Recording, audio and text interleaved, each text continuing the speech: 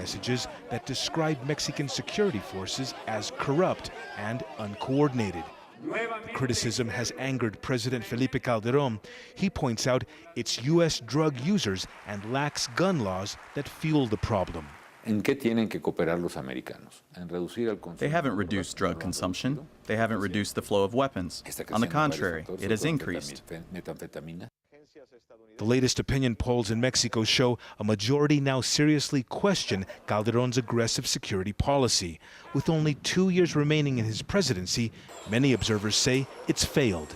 Calderón's war is really Calderón's war. He thought it up. He decided to get into this on his own. Not only there was no U.S. pressure, there was basically U.S. indifference. Washington has invested $1 billion over the past 3 years to train and equip Mexican security forces. But the total amount of aid to Mexico has been cut by 30%. The remaining amount is not nearly enough, according to some observers here. And many want U.S. politicians to do more to stem the flow of weapons from north to south by tightening U.S. gun controls.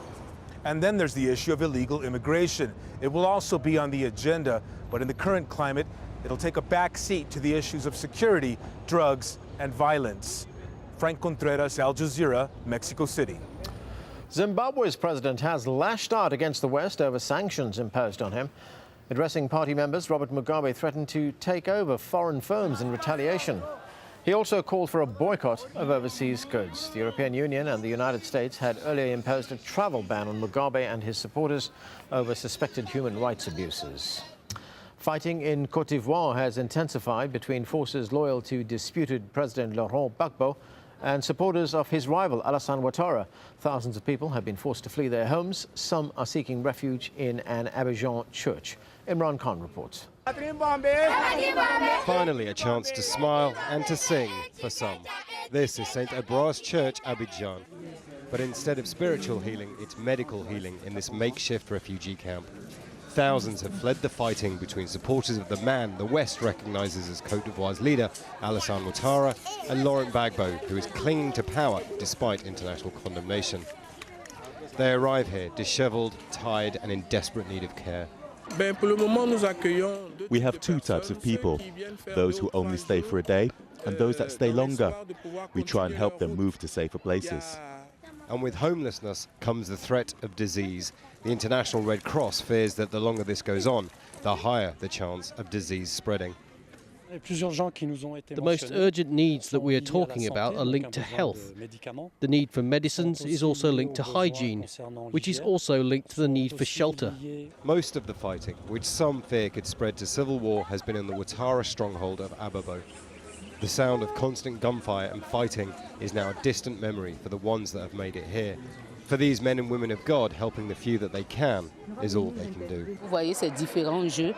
We tell them they can always use this area for their children. We can't abandon them. That's why we come here, so we can protect them and their children. The refugees here escaped with only what they could carry, and they've got no idea when they can go back or what they will go back to. Imran Khan, AlJazeera.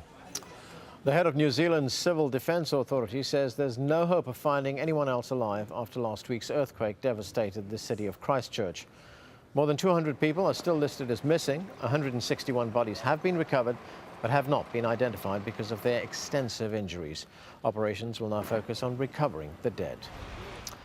It's less than 6 months to the Rugby World Cup in New Zealand, but questions are now being raised over Christchurch's ability to host any matches. Andrew Thomas finds out whether the players themselves are prepared for the competition. Training, but with a difference. For the Crusaders, New Zealand's most successful ever Super Rugby team, these are unusual times. This a borrowed pitch, 30 kilometres from their normal home. That is in Christchurch. The team was showering after training here as the ground shook. They scattered, rushing home to check on family and friends. A member of the team's board died when this office block collapsed. Players and coaches were unharmed, but not their facilities. Potentially unsafe, the Crusaders' home stadium. It has yet to be checked for structural damage. Out of respect, last Saturday's away game was abandoned, but this Friday's home fixture can't be missed. Their opponents, Australia's Waratahs, the team currently topping the league. That match will go ahead, but in Nelson, 400 kilometres from Christchurch. It'll be an emotionally charged night. You know, emotion is both a good thing and bad thing. You know, we've got to be really clear that we firmly get our minds back on rugby and try to, you know, put that emotion to the side and really refocus on making sure that rugby is our priority. Christchurch's earthquake has big implications too for this September's Rugby World Cup. Key matches for that are due to be played at the Crusaders Stadium too, which, even as we filmed it, was hit by another aftershock.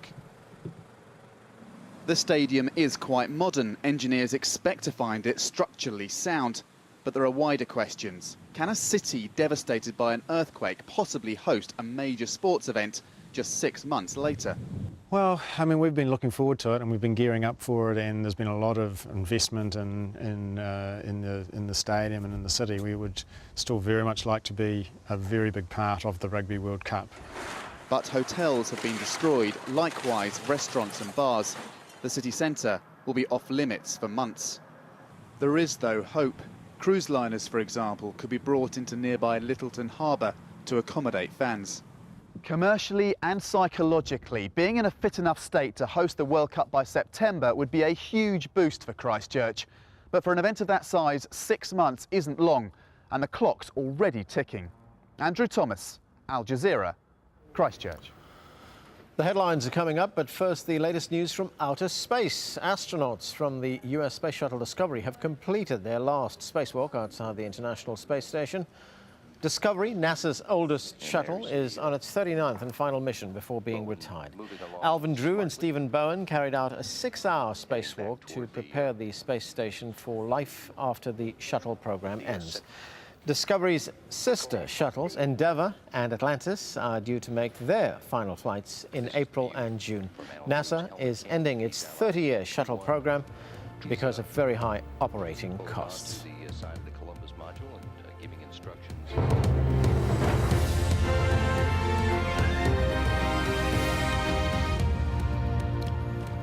This is Al Jazeera, and these are the stories making headlines. There's been heavy fighting in the Libyan town of Brega. The area was attacked by pro-Gaddafi forces in a major counter-offensive to take back lost territory, but Gaddafi's troops were apparently unable to gain control of the oil port.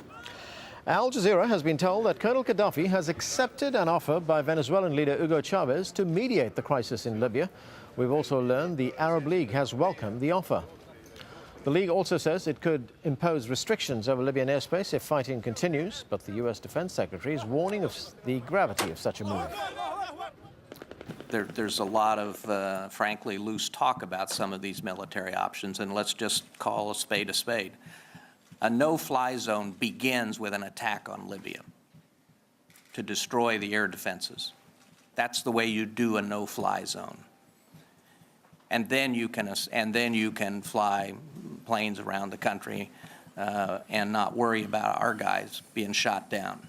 But that's the way it starts. I'm not endorsing it. And it requires, no, I understand, but it also requires